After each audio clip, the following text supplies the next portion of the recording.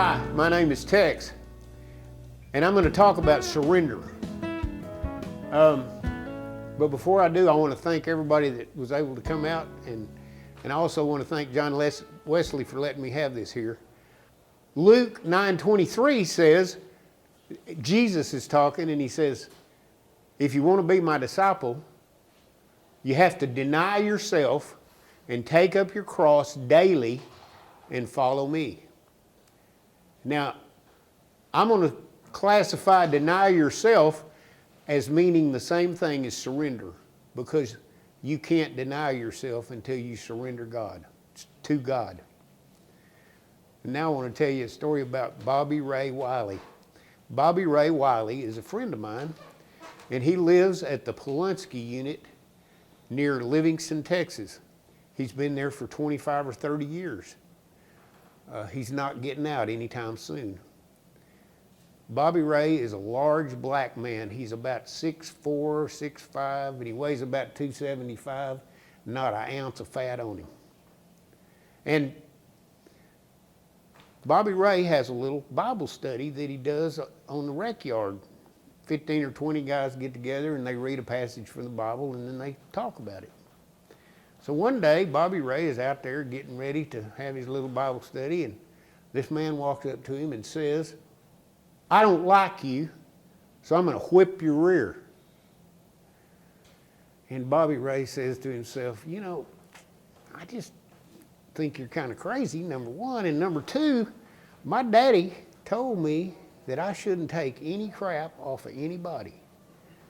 And that's the reason that I've been in prison, is because of that very advice, because I've always lived by it. So I'm thinking about wiping up the street with you. But he didn't say that, because God tapped him on the shoulder about that time and he says, I want you to get down on your knees and say, I'm not going to fight you because I let Jesus do my fighting for me. And the man is standing there looking down at Bobby Ray. Bobby Ray's looking up at him. And he stands there for about a whole minute. And then he turns around and walks away. And the next day, Bobby Ray's getting ready for his Bible study again. And the same guy comes up and says, well, I thought it over, and I don't like you, and I'm going to whip your rear. And Bobby Ray says, no, you're not. He says, we already settled that, so you just need to go on. And the guy stood there for a long time again, and then he turned around and he walked away. Well, in a few minutes, Bobby Ray's buddies come up to him and said, we're going to go over there and take care of that guy. And Bobby Ray says, no, you're not. Says, Jesus is doing a great job of taking care of that guy already, and you're not going to mess it up.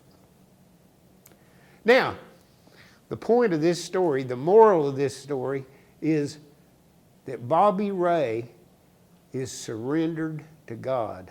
He is surrendered enough so that he can be obedient when God tells him to do something. Now, I want to read you a little dab out of my book here. This is out of the epilogue.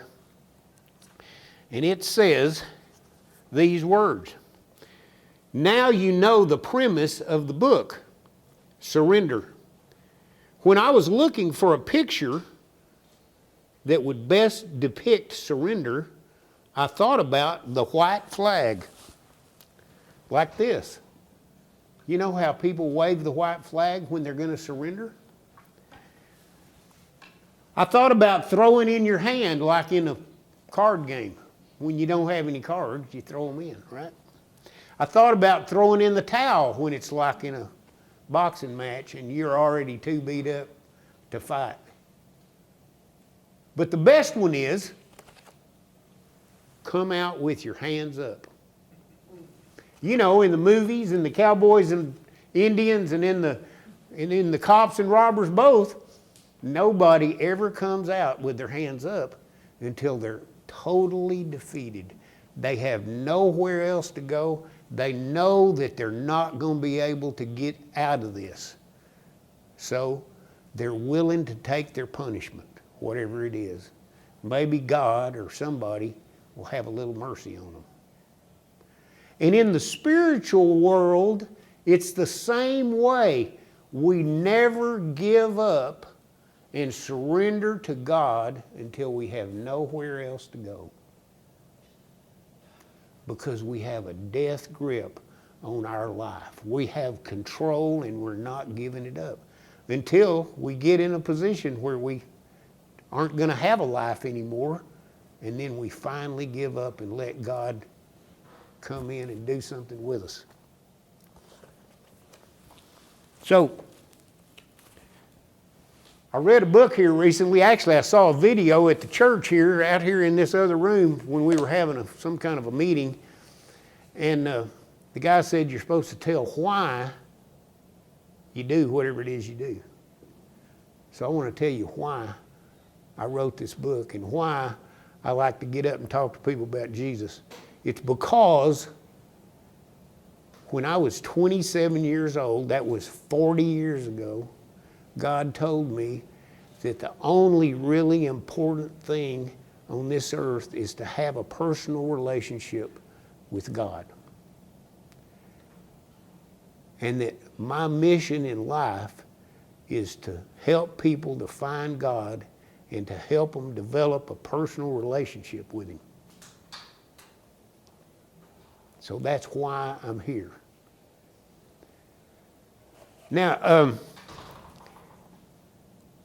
I read another little book, and it talked about the 10,000 hours. And the 10,000 hours says that if you've done something, your career or your hobby or your whatever it is that you do more than anything else you do, if you've done it for 10,000 hours, you move from being an interested bystander to being an expert in that area, in that field, right?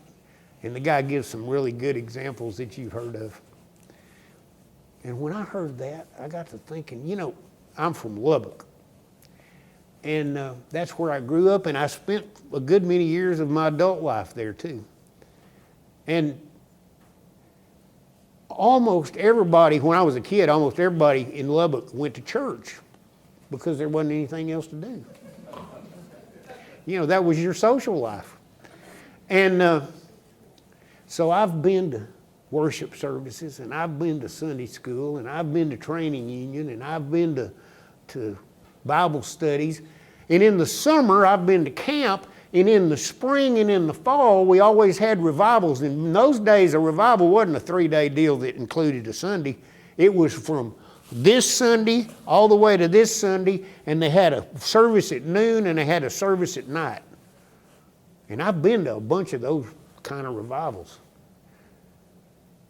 So I got to figuring, if I only spent, oh, and by the way, I even forgot to mention all the time I spent reading the Bible for myself and praying that God would get me out of all the crazy stuff I've gotten myself into, and thinking about God and trying to understand more about the Bible.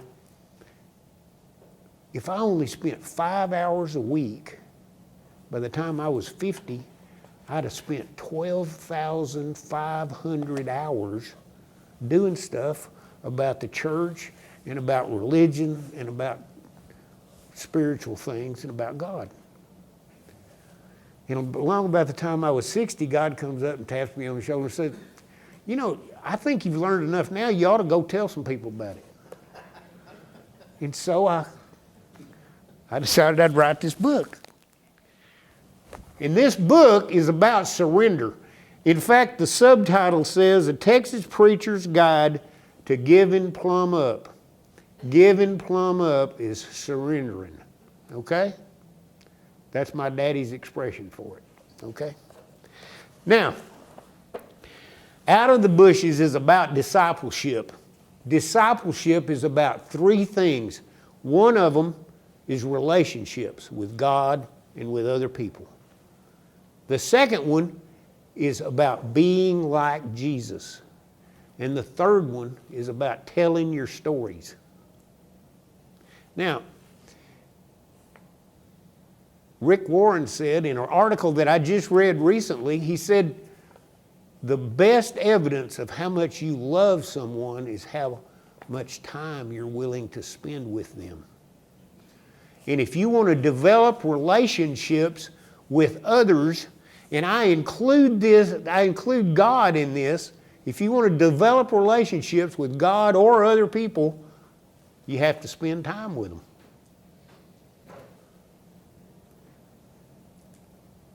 And the more time you spend with them, the more you get to know who they really are. And the more you're drawn to them.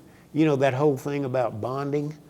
You know, this guy right over here, John Farley, I've been playing golf with him off and on for I don't even know how many years. Almost ever since I've been in Houston.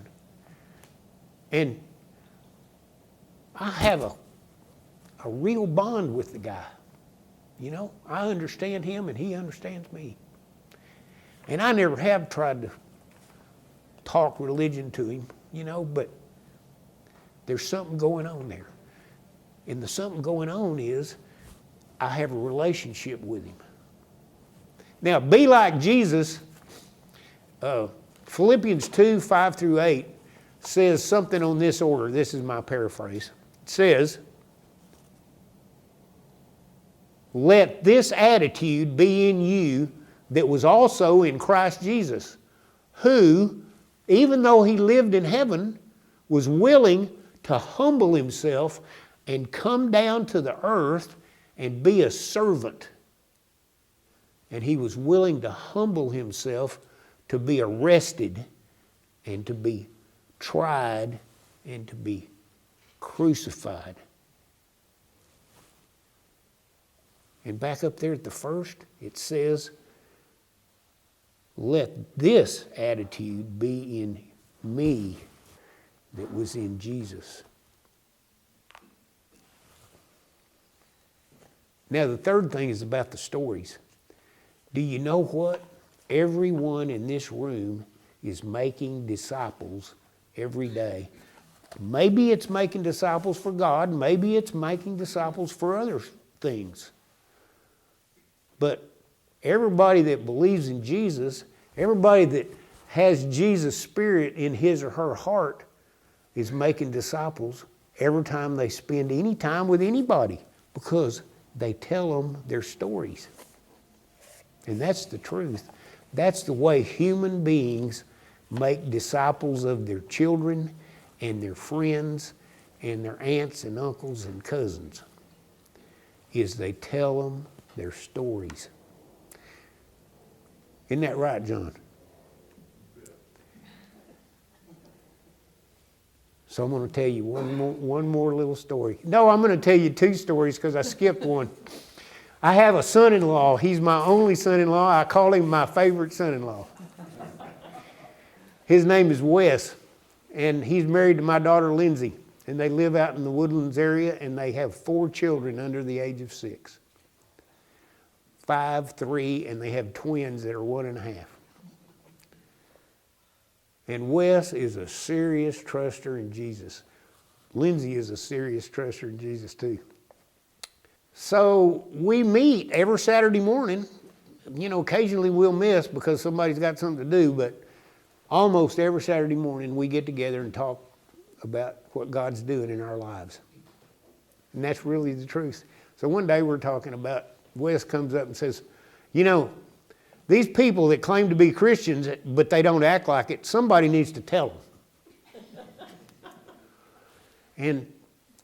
And I'm listening to him. He says, you know, because it's a bad witness and everything. And I said, yeah. I said, but you know what? Somebody may need to tell them, but it's not me because I've done a whole lot of that kind of stuff that they're doing right now. And so I don't have any business trying to tell them anything about, you know, what I need to do is to be merciful to them and to encourage them. Now maybe, Wes, you need to be the one to tell them. He said, I may be the one that needs to tell them. So I went away from that conversation thinking, well, he's young And, you know, even though he really does believe in Jesus, he just really hadn't picked up on the message of mercy yet, you know. And then as he gets older, have y'all noticed, you know, when you're young, everything is kind of black and white, you know, and you know what's black and you know what's white and you can tell the difference. But as you get older, there gets to be a lot of gray in the middle there, you know, and it's hard to tell what's right and wrong, you know. I mean, even though we all know what's right and wrong, you know, it's really hard to judge because we've been through a lot of the same kind of stuff that they're going through. Well, the very next Saturday, we got together and he gave me a book. And it's called The Ragamuffin Gospel, and it's by a man named Brennan Manning. And it is the best writing about mercy on the face of the earth. And before that, I was thinking, you know, I'm older and I'm wiser and I can impart my wisdom to Wes because he's younger and dumber. And you know, from the moment that I realized what that book was about, I had to ask the question, who is discipling whom? You know? And that's what's so great about these discipleship relationships that develop between people, is that God's using those relationships to teach everybody that's involved. Now, here's my story about Lindsay. About 15 years ago, Lindsay got arrested for drugs and shoplifting. And it was a really horrible experience.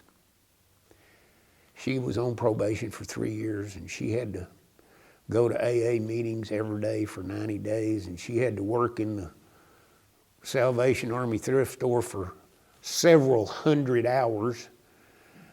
And she had to go to that monthly meeting with the probation officer over there on 59 and about Laura Copy or somewhere, the best part of town, you know. And it was a horrible experience. Well, Lindsay worked for an oil company. At first, she worked for an oil company in the Woodlands, and then she got transferred to a different company in downtown Houston. When she worked for this first company, there was a lady there, and I honestly don't even know what her name was, but Lindsay didn't like her much because the lady was real bossy and real pushy, you know? So she tried to stay out of her way. Well, about the same time Lindsay got transferred downtown, well, this lady got transferred downtown. And they rode the same bus, you know, the Woodlands Express. Well, this was during the period when Lindsay was first getting involved in religious and spiritual activities. She started going to Emmaus, and there are people in this room that know all about this story that I'm telling you, that helped Lindsay to rise up out of all that trouble. Anyway, so this lady rode the same bus downtown every day. Lindsay always tried to sit as far from the lady as she possibly could. But this one day, Lindsay is sitting on the bus, reading her Bible study fellowship notes and reading the Bible and trying to answer the questions. And the bus is fixing to leave when this lady rushes on, and the only empty seat is next to Lindsay. And she sits down in it, and Lindsay says, "Oh no." But the lady is crying her eyes out. And God tapped Lindsay on the shoulder and said, "You need to ask her what's wrong." Lindsay says, "No, please don't make me ask her what's wrong. She's probably going to tell me." But he didn't let up the pressure, so she finally turned around there and said, "What's wrong?" And the woman just poured her heart out to her. She said, "You know, last night my son got arrested for drugs. We don't even know where to start to get him out. We can't figure out what to do about the bond. We can't do anything." She said, and I'm scared to death that somebody's going to find out that my kid has been arrested for drugs, because we're good people. We go to church.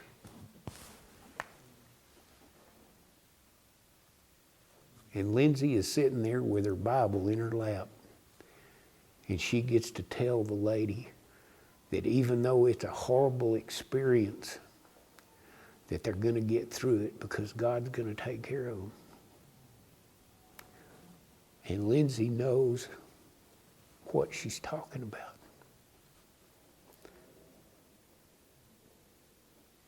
Now, my last thing I want to say is answer the question, what can y'all do about this? Well, the first thing you can do is the next time you're sitting in a doctor's office, or you're sitting in a beauty salon, or you're sitting at somewhere waiting for something to happen, and God says, I want you to go talk to that person over there. Well, maybe you ought to go talk to them. You never can tell what might happen. And I want to ask a question. How many people in here are involved in some kind of a regular meeting with 4 or 5 or half a dozen people? Look at that. See, that is God's primary method for making disciples and for encouraging us as Christians, because we get to tell our stories about what God is doing in our lives. I'm in 2 of those kind of groups. One of them's got about, 20 people in the group, but 12 or 15 of them show up almost every week. There's 2 or 3 guys that are in this room, George and Dan and David, that are in my reunion groups. And we really do get to tell. Oh, and Terry Bell too. And John. And John Kenyon. And let me just tell you something. I love church, but it's better than church. And the last thing you can do, if you want to, you can buy my book. And keep in mind that if you have another group that you meet with that might need a program about discipleship or about my book or whatever, I'd be glad to help you out. And I thank you so much for your support.